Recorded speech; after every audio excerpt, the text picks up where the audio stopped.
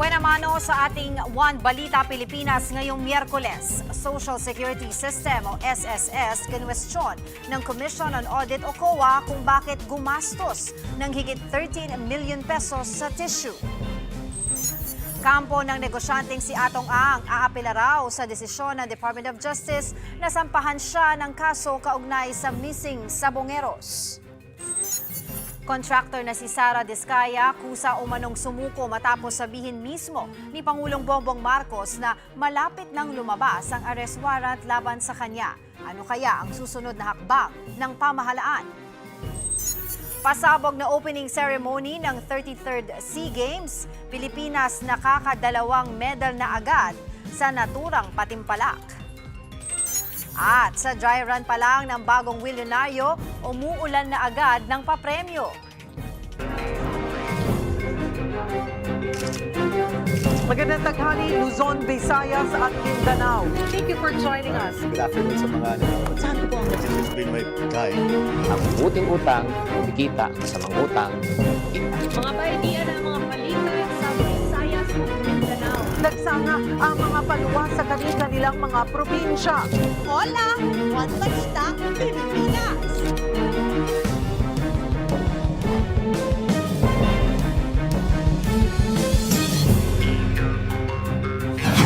Magandang tanghali, Luzon, Visayas at Mindanao.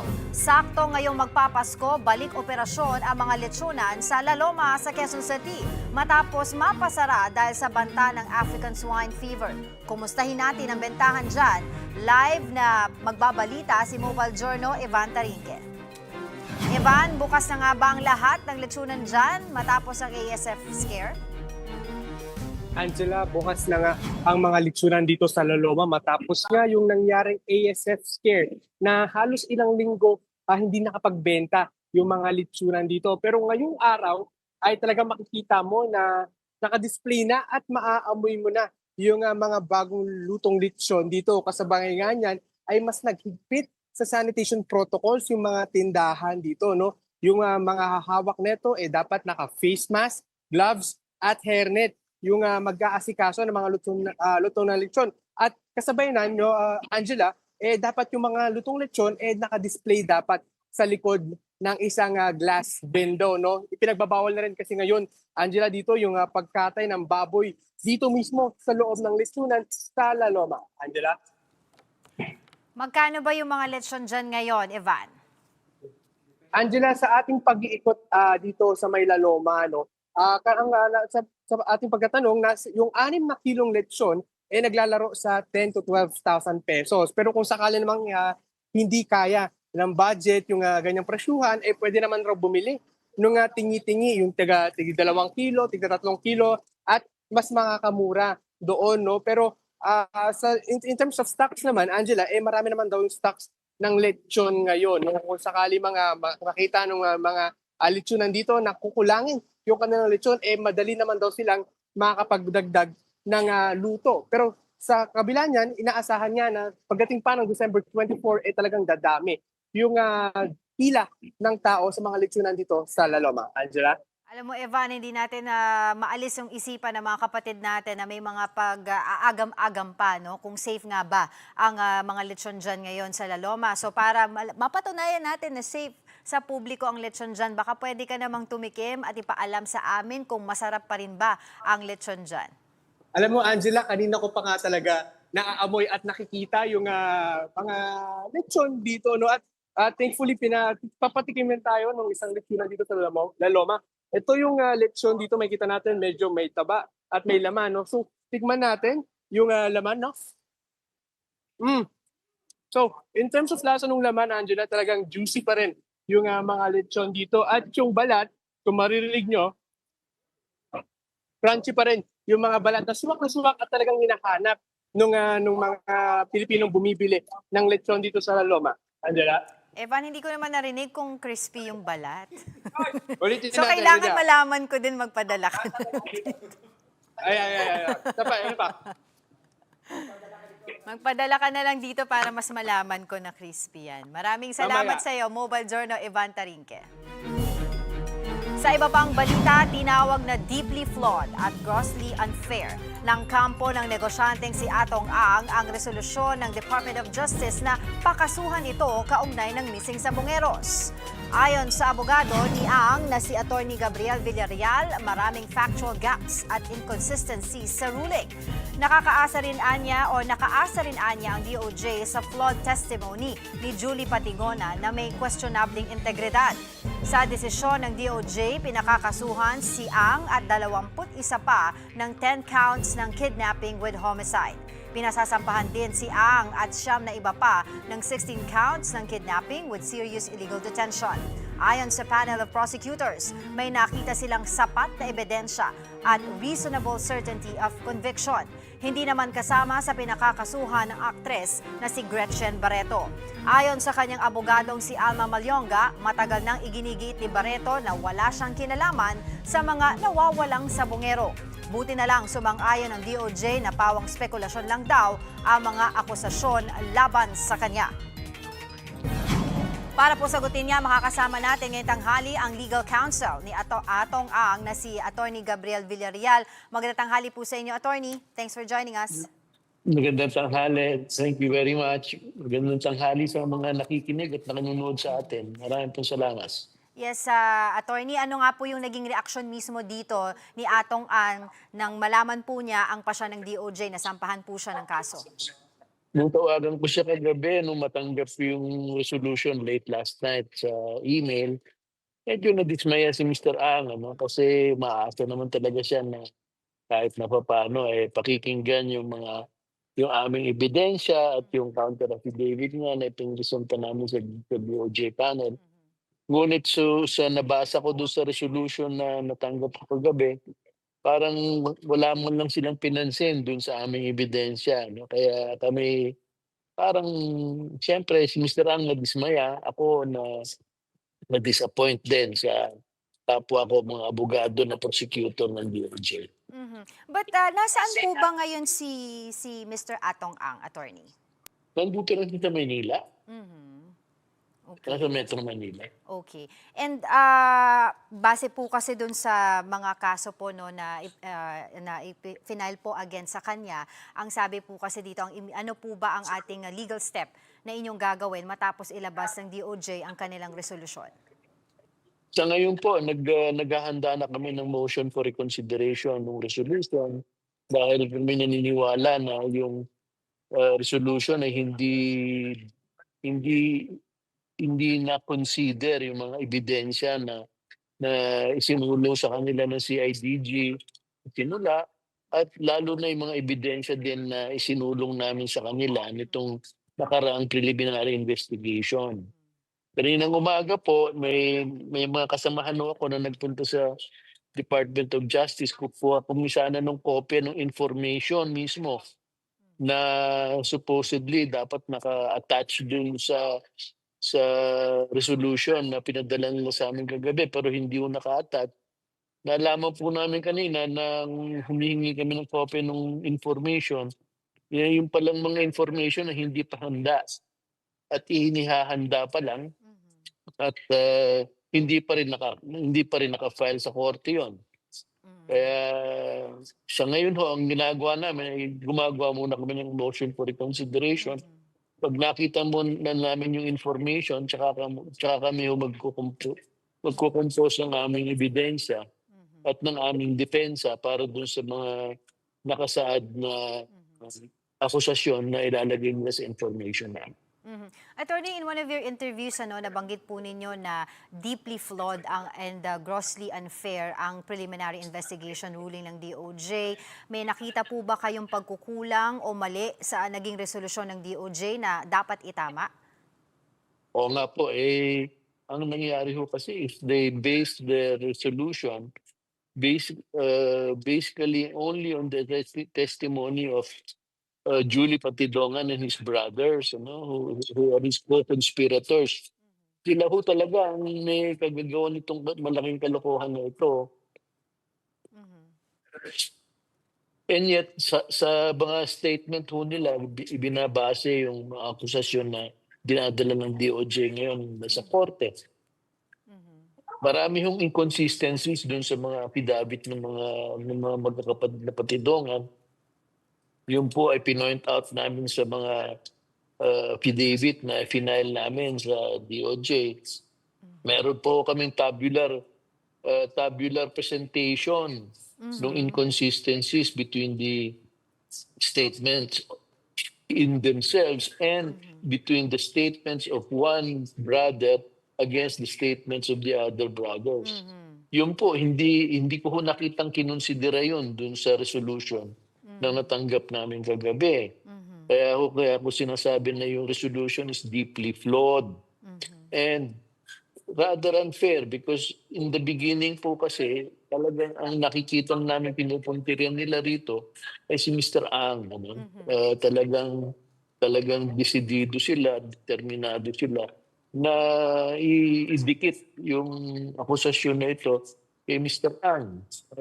Parang pinagplanuhan talaga nila from the beginning. Pero ganun pa man din po, pagpapile kami ng motion for reconsideration at haharapin namin kung ano naman ipapile nila sa korte. Yun nga po, sabi niyo po na may mga inconsistencies dito sa mga testimonya ng magkapatid. Pero why do you think, bakit po nila, kumbaga, dinidiin si Atong Ang? Ano po ba ang nakikita niyong motibo nitong dalawang magkapatid na ito at talaga pong ikinokonek itong si Mr. Atong Ang dito po sa kaso ng mga missing sabongeros? Gusto kong pagkakaperahan itong adventure nila nung una eh. Talagang, kasi yung nagsimula ho yan, last year, napailan ho ng kaso yan si Julie Patidongan. Right. Dahil dun sa pagdukot niya ng isang missing sabongero sa Manila Arena, nakunan po ng video yon ng media. Klarong-klaro po doon sa video na si Julie Patidongan nang may hawak nung isang missing sabongero na nakaposas, isinasakay ho niya sa isang sasakyan. At yun hong missing sabongero na yun ay hindi na nakita. Klarong-klaro ho na si Don Patidongan nang may dala-dala ho ng tao at may pinasakay sa sasakyan. Nagkaroon na ho ng kaso yan sa RTC Manila. Pinakulong sila nung RTC, kanya lang nag-apila sila sa korte at nabigyan sila ng bail. Noon pong i-reconsider yun ng Court of Appeals, ni-reverse ho yung bail ni Patidongan at doon ho parang kumbaga nagpanic na yan si Julie. Ang ginawa, doon ho siya nagsabi na gusto niya maging isang whistleblower. At nakipag-usap siya kay Secretary Remulla, at that time Secretary of Justice. At doon na siya gumawa ng malaking istorya na siya ay isang inutusan lamang nung grupo ni Mr. Ang at yung mga kasamahan niya na sabongero na tinatawag nating Pitmaster A. Okay. Yun ho ang kanyang naging palusot para ho siya ay maka-escape po sa kanyang kagagawan. Pero attorney, para po mabigyan tayo ng konteksto, yung lalo po yung ating mga manonood ngayon, ano po ba yung naging relasyon ni Julie Patidongan at saka ni Atong Ang prior to this case? Si Julie Patidongan po ay nag-apply na biglang empleyado ni Mr. Ang nang nakaraan na. At for a while po, naging manager yan si Julie Anong taon po Patidongan. ito, attorney? Hindi ko na ho ngayon maalala, pero ang naalala ko, ang unang naging empleyado yan nag-apply yan si Patidongan kay Mr. Ang, mga 2019. 2019. Nag-apply ko yan maging empleyado ni Mr. Ang. Magaling ko yan, maabilidad. At nakaakyat po sa organisasyon ni Mr. Ang. Kaya ho nung panahon ng isabong, nung panahon ng pandemic, malaki ho naging papel ni Julie Patidongan kasi siya naging parang utus-utusan at manager ni Mr. Ang para maiganap yung isabong ng araw. Doon niya siya, kumbaga, sumikat sa organisasyon ni Mr. Ang, nagpakilala. Doon niya nakilala yung mga ibang malalaking sabongero. Doon niya Doon siya nagpakita ng gilas at doon nagkaroon siya ng interest sa pagsasabong Mhm. at siya din mismo ay naging sabongero at naki-participate doon sa isabong. Ano. Na- Doon siya nakahanap ng medyo kailan-ilan na kaaway, na pagdisgustuhan niya dahil natatalo siya doon sa sabong. Gumawa siya ng sindikato niya, sila mga kapatid niya na dating nasa hold up na at pagnanakaw. At yun ang ginagawa nila, dinudukot nila yung mga kalaban nila. Tinatakot pagka hindi sumunod sa kagustuhan nila, pinapatay nila. Mhm. So ang ibig niyo pong sabihin, yung mga alegasyon po ni Julie Patidongan against Atong Ang ay siya po talaga mismo yung gumagawa nun. Sa kanila po ba galing yung pinag-uusapan na parang cheat code ng mga sabongero? Sila po yung they're the ones who carried out the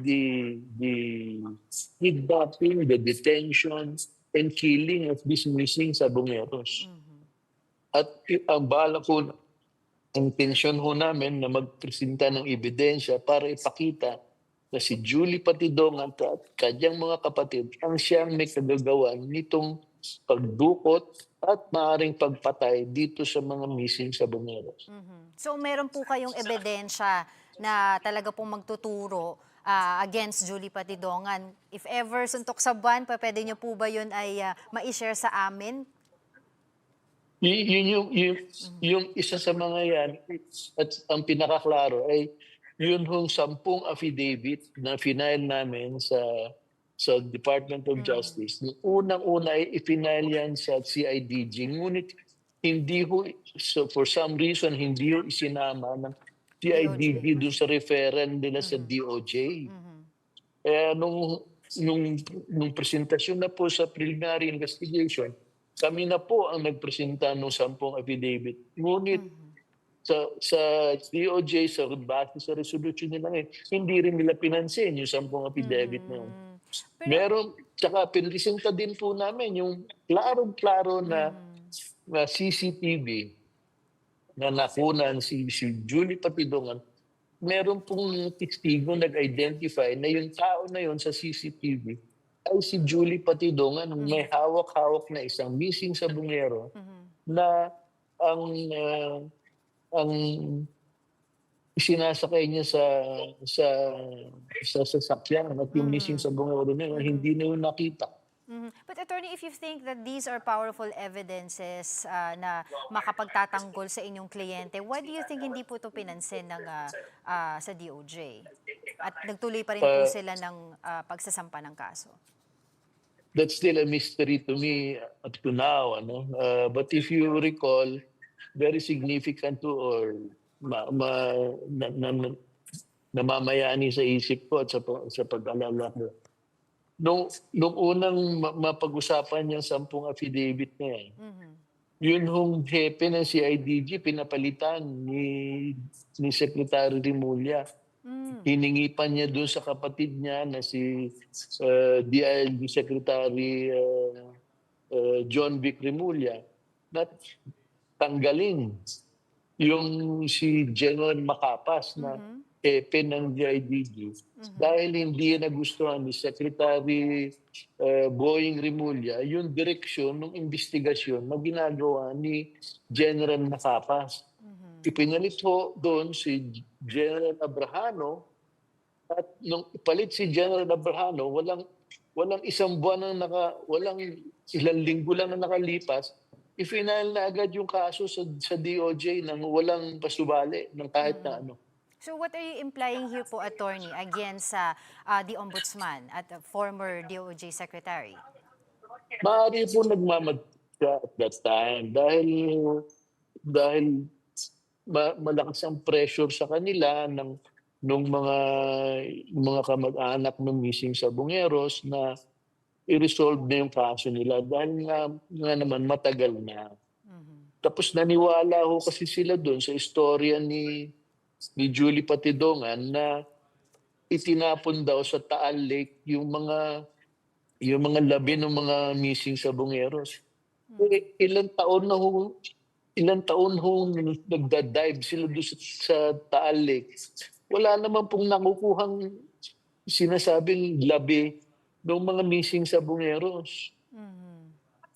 Ang duda ko nga ho talaga, iba ang pinaglibingan nila Julie Patidongan ng kanilang mga biktima at itinuturo lang nila doon sa Taal Lake para maligaw yung mga investigador.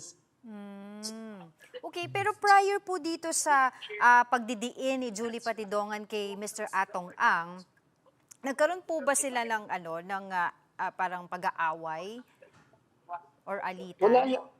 Wala naman siguro.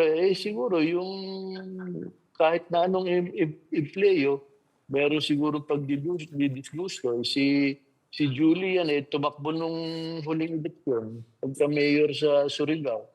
Tinulungan naman ni Mr. Ang, kanya lang parang isinisisi niya yung pagkatalo niya kay Mr. Ang. Ano?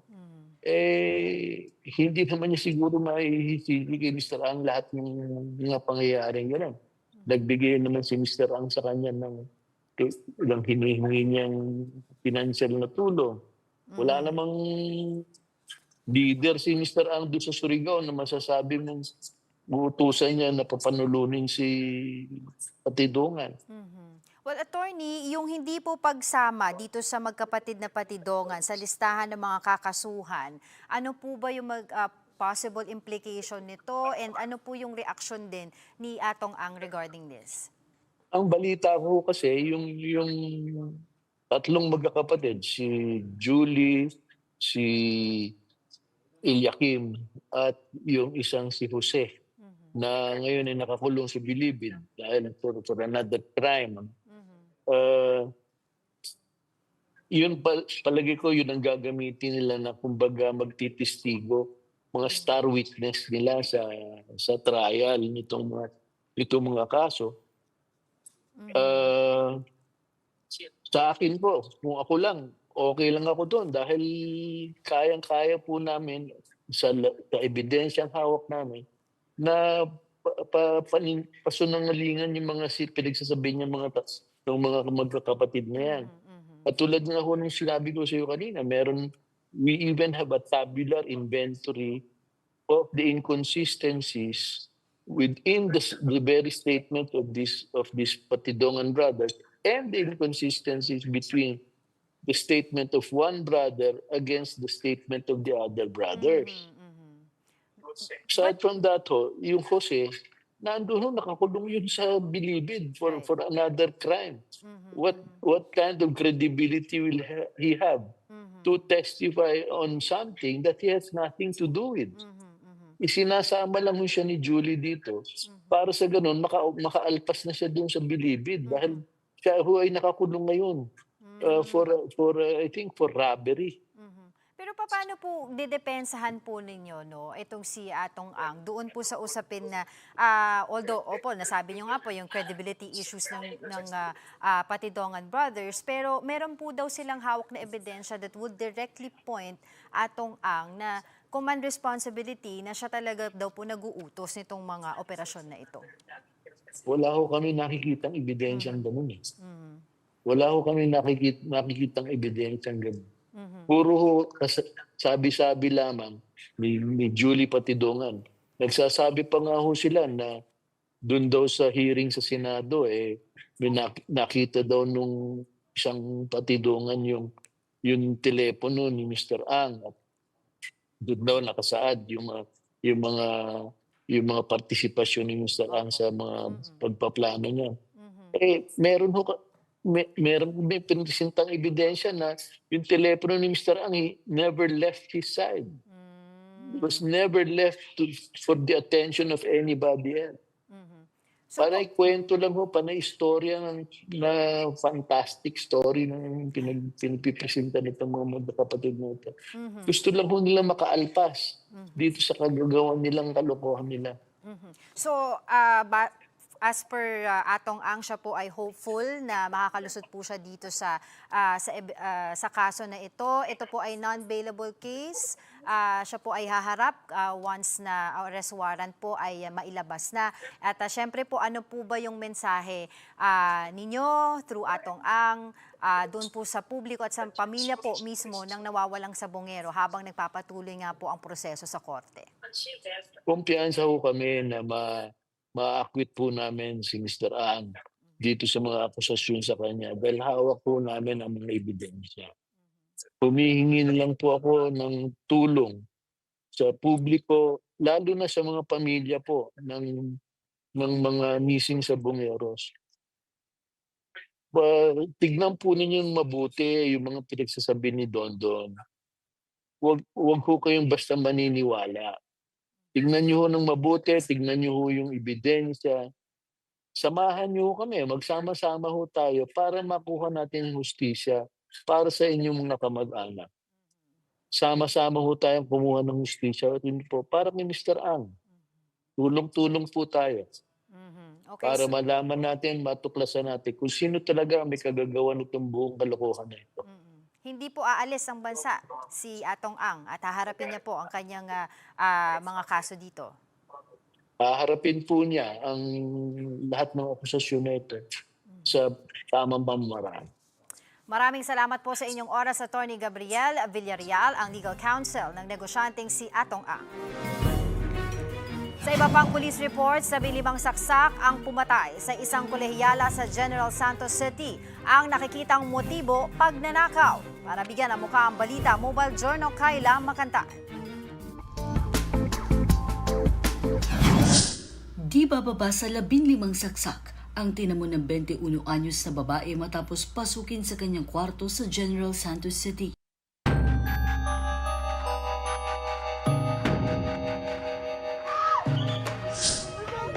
December 7, naiwang mag-isa sa kanilang bahay sa Barangay Apopo ang graduating college student na si Miyuki Kim.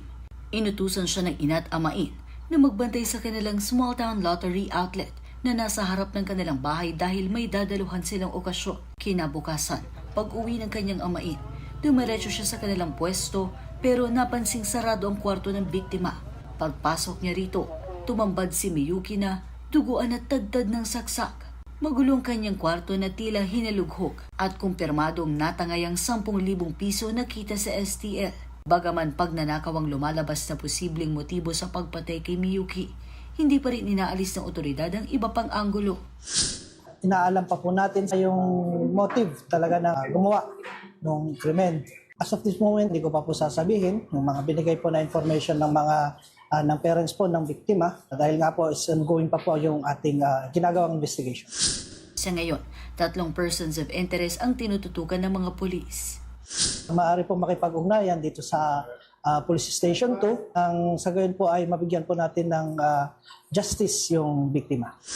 Mga kapatid, Mobile Journal Kayla Makantan, hatid ang muka ng balita.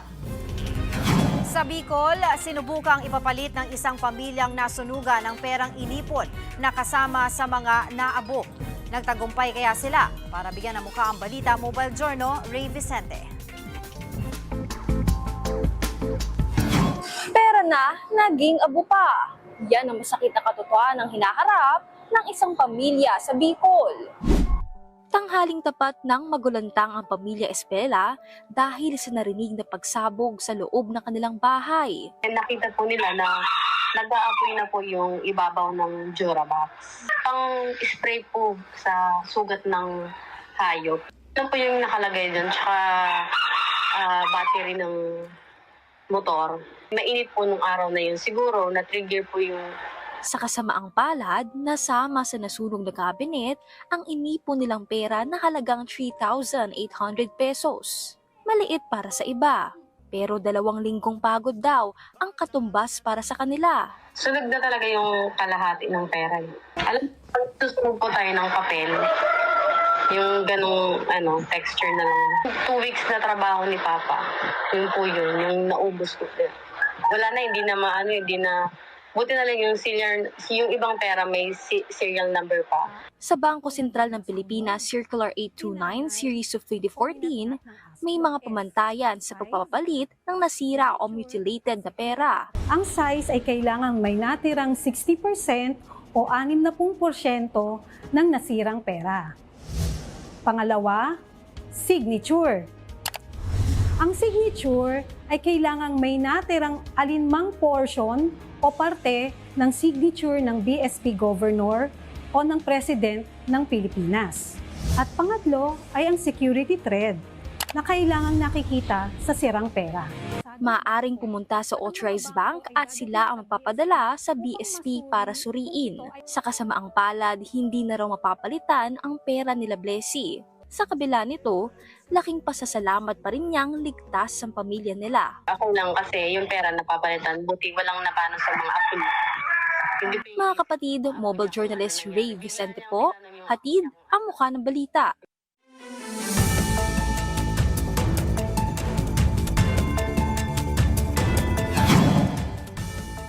Mga bay, diya mga balita gikan sa Visayas ug sa Mindanao. Dito sa Boracay kay problemado ang mga residente kay gasigi og brownout sa ilang lugar.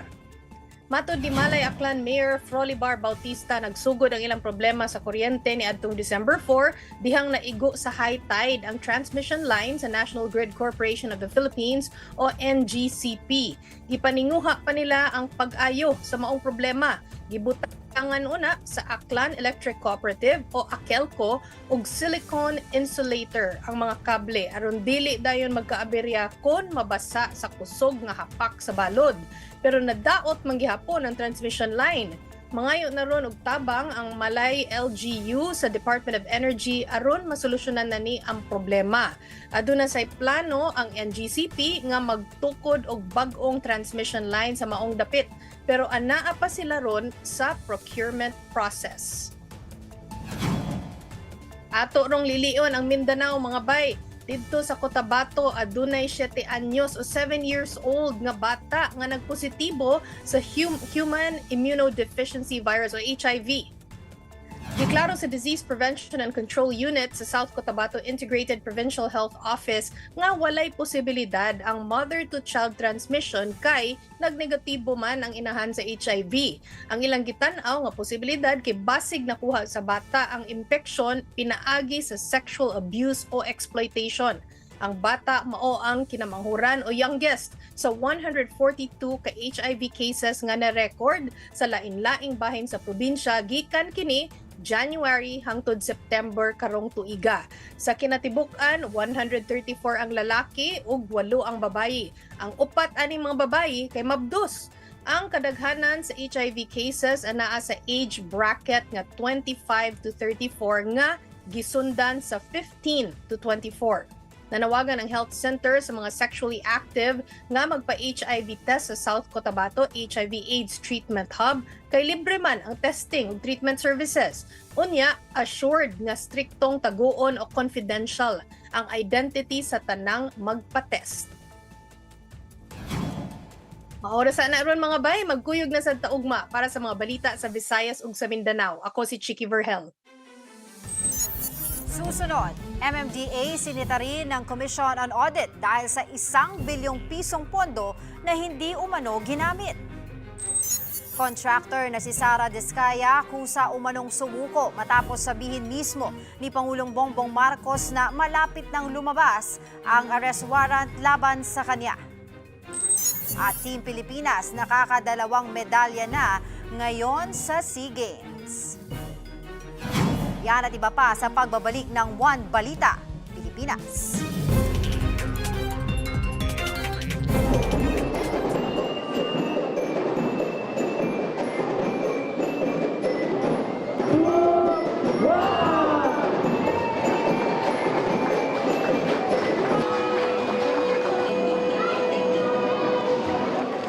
Dati po kasi it's either nakikikabit sila sa may metro or merong mga sinasabi na natin na nakikikabit sa may mga naka-jumper. Unsafe po yun. Itong 179 households na po ito, ang serbisyong binigay po natin ay K-load o tinatawag natin kuryente load, prepaid electricity, kung saan hindi po natin sila hinihingi ng deposito. At maginhawa, initial load lang na 200.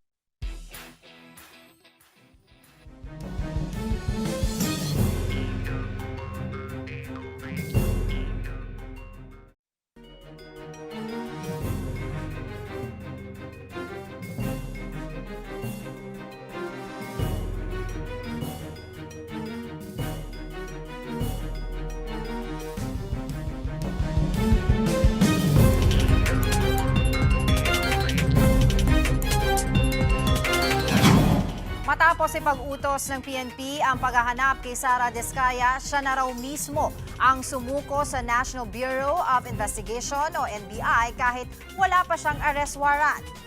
Sa programang Storycon ng One News, kinumpirma ng tagapagsalita ni Diskaya na hindi siya pinilit na sumuko.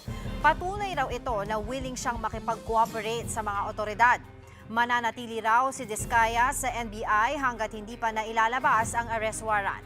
Nag-ugat ito sa kasong graft at non-bailable na malversation na isinampa ng Ombudsman kina Diskaya at ilang DPWH officials dahil sa 96 million pesos na ghost flood control project sa Davao Occidental.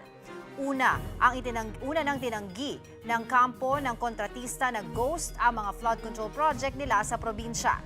Nasira lang daw ito ng mga nagdaang bagyo kaya kinailangang ayusin ulit.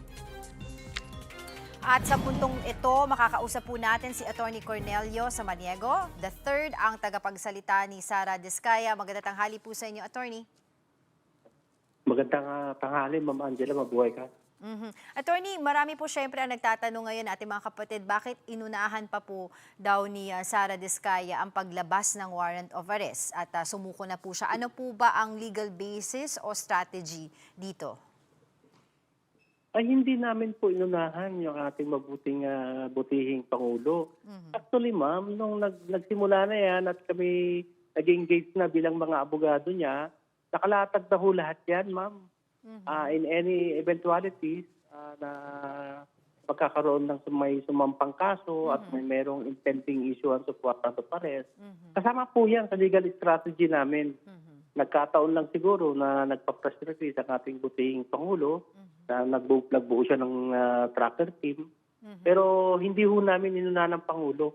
Nauna na ho yan na napag-usapan namin noon pa bilang isa sa mga legal strategies po namin. Opo, pero hindi nyo na lang po ba inantay yung arrest warrant? Kasi sabi naman po, anytime ay lalabas na yung arrest warrant laban sa inyong kliyente. May karapatan naman po kaming gawin yung pag-surrender niya na hindi namin antayin yung arrest warrant po. Kasi kung aantayin pa namin yung arrest warrant, ma'am, gagastos pa yung gobyerno para sa binuong tracker team. Mas maganda na ho yan. Walang gastos ang gobyerno, walang pagod ang gobyerno, voluntarily nagsumuko na ho silang dalawa, si Ma'am Sara at si Ma'am Roma Remando. Ang ibig nyo pong sabihin, nagmagandang loob na po ang inyong kliyente na sumuko. Hindi po pagmamagandang loob. Nagpapatunay po na kaya niyang harapin ang proseso. Dahil sa alam namin, base din sa ebidensya, na hindi naman talaga ghost project yun, ma'am. Kumbaga, may mga ebidensya po kasi na sinabit ang mga DPWH sa Davao Occidental, yung mga public respondents doon sa Ombudsman, nakasama si Ma'am Sara doon sa kaso, saka si Ma'am Roma, talaga namang tapos po yung proyekto. Tapos po yung proyekto, ma'am, nakatayo. At may mga kumakalat ho nga ngayong video ngayon na 1 kilometro mahigit po ang natapos. Hindi mo naman kayang tapusin yun, ma'am, ng 1 buwan lang o 2 buwan. Ang nangyari ho kasi dyan, ma'am, nung in-inspect ni na Secretary Dizon, ni Mayor Magalong, may mga allegation po na kung saan lang yung napuntahan nila, yun lang po yung itinuro nila na ghost project. Pero ang haba ho ng project na yan, ilang kilometro ho yan. So, ang proyekto po, pag hindi po tapos at merong vacuum na hindi natuloy at pag dumaan ang baha, talagang pasisira po yan. Yan po yung nangyari dyan. Nag-umpisa yan noong 2022. Nag-umpisa nila yung proyekto. Nagkaroon ng mga kalamidad. So, na-repair nila. Ganun ulit. Nagkaroon ng kalamidad. Na-repair ulit. Hanggang ito nga ho, itong huli, itong taon na to, gawa nung napakalakas talaga ng mga pagbaha at pagbagyo, talagang hindi ho the project cannot withstand the calamities, ma'am. Ganun po talaga. At ito pong nababanggit po ninyo ay supported po ng mga documents. Ayan po yung mga sinabit ng mga public respondent sa Ombudsman na taga-DPWH. Opo. Pero bakit po ganon? Kahit pagpapunta po kayo, ma'am, ng field investigator nyo doon, ng station po ninyo, makikita po ninyo na nakatayo ang proyekto, hindi po ghost project. Pero bakit daw po ganoon? Ang sabi daw po ay ang mga dokumentadong sinubmit ay ito po binabasa ko po kasi base dun sa report natin, ang mga dokumentadong na submit po yung certificate of completion, final billing, inspection reports ay sinasabing peke at meron daw pong hindi mga magkakatugma. Korte lang ho ang magsasabi niyan na peke. Nag-submit ho ba sila ng specimen signature ng mga nakapirma dyan at pinaforensic po ba nila mga signature? Hindi, wala naman pong ganun. Wala naman pong ganun. Siyempre, prosecution po yan. Yan po sasabihin nila kasi para optics nila na meron talagang falsification. Pero sa amin po, ang optics naman po, sasabi namin na tignan po ninyo yung proyekto doon, napakaganda.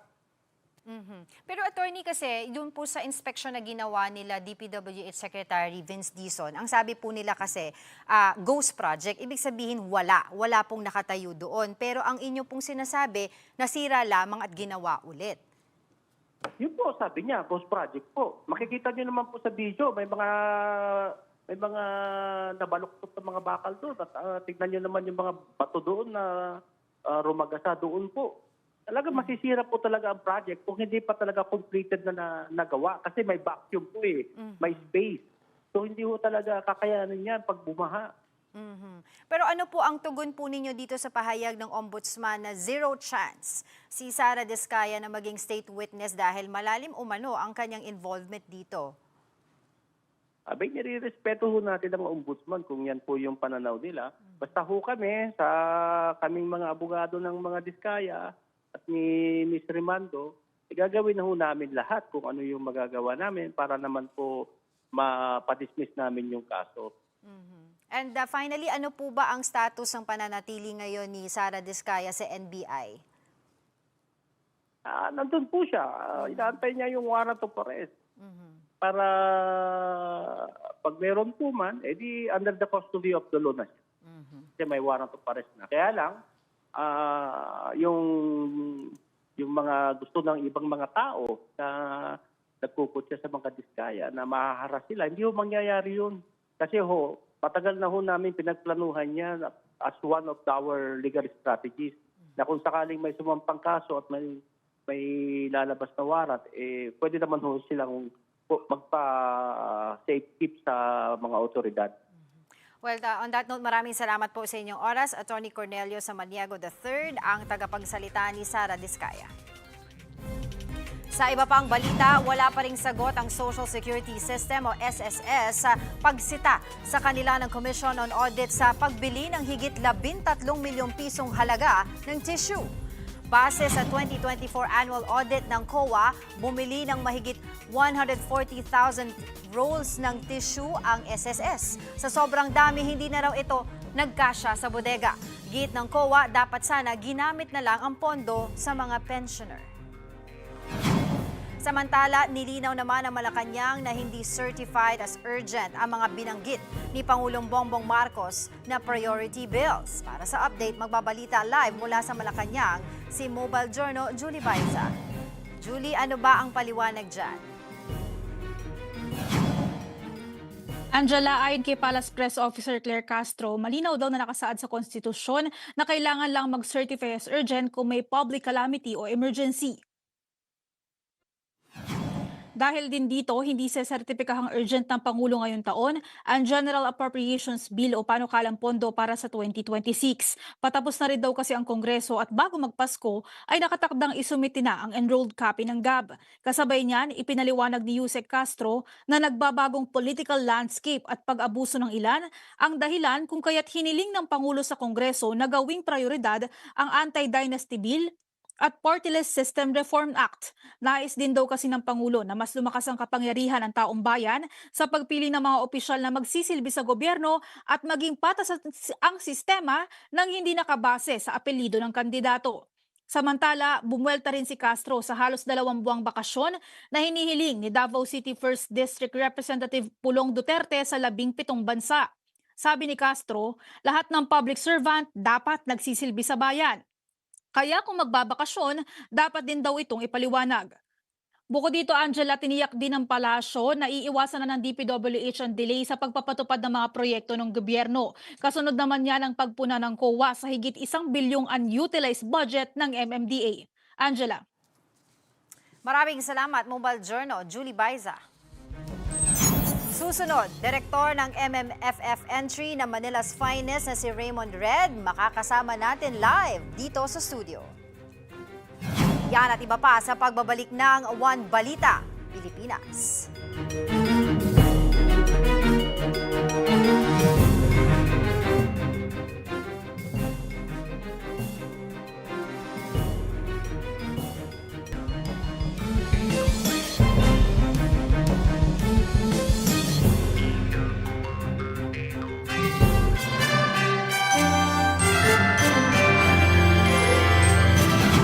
Nasungkit na ng Pilipinas ang unang ginto sa 33rd SEA Games na ginaganap ngayon sa Thailand. Para sa update, magbabalita live si One Sports correspondent Doreen Suway Baguio. Doreen, ano na ang update sa Philippine delegation dyan sa SEA Games? Angela, nandito ako ngayon sa Royal Thai Air Force Academy para sa opening day ng Jiu-Jitsu.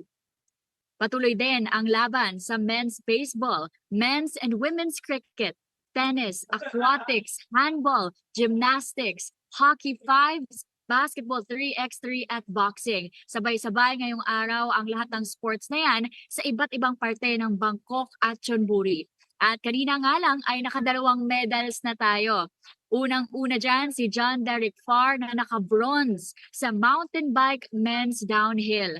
At ang pangalawa naman ay isa ng gold from Taekwondo Jin Kobe Macario who scored 8.2 in the male individual freestyle Pomse. Sa iba pang sports tulad ng Jiu-Jitsu at Hockey 5s, either nasa preliminary pa lang o ngayong araw pa lang ang finals. But we are hoping by the end of the day ay makakuha rin tayo ng medal sa sports na yan.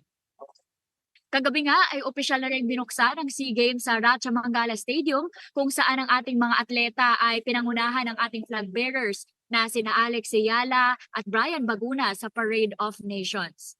Dumalo din sa opening ceremony ang King and Queen of Thailand, kabilang na ang mga prime ministers at governors ng bansa. Nagkaroon din ng performances mula sa mga globally recognized Thai artists tulad ng K-pop sensation na si Bam Bam mula sa grupong GOT7. Ito naman ang isa pang development, Angela. Inutos ng National Olympic Committee of Cambodia ang early withdrawal ng entire delegation nila sa SEA Games, citing safety concerns and requests from athletes' families. Kasunod yan ang airstrikes na inilunsad ng Thailand sa kanilang bansa. Yan muna ang latest mula dito sa Thailand, Angela.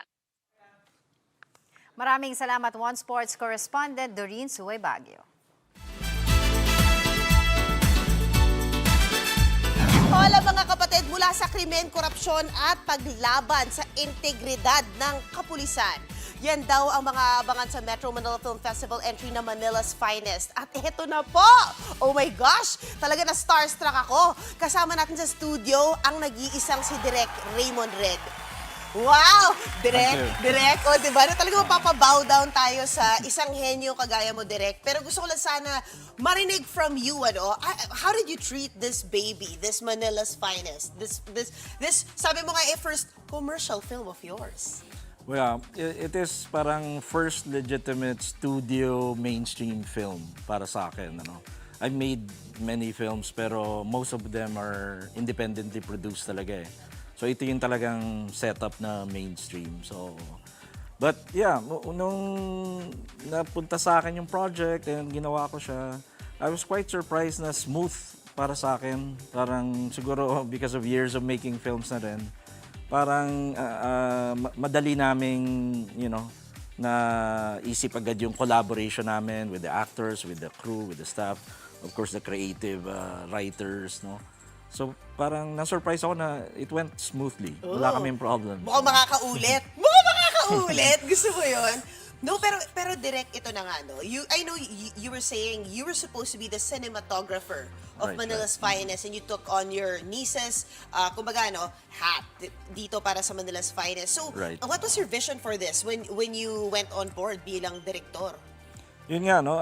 My niece, Ray Red, was the original director, but of course, she had personal reasons, nag-back out siya. I was already on board kasi nga cinematographer ako. So, naisip ko na yung buong movie visually, but as a cinematographer. Now, nung in-offer sa akin na ako na rin yung mag-helm as director, parang naging smooth din for me, kahit na hindi ko inisip yon. Hindi ko pinangarap yon. No? Inisip ko talaga cinematographer ako.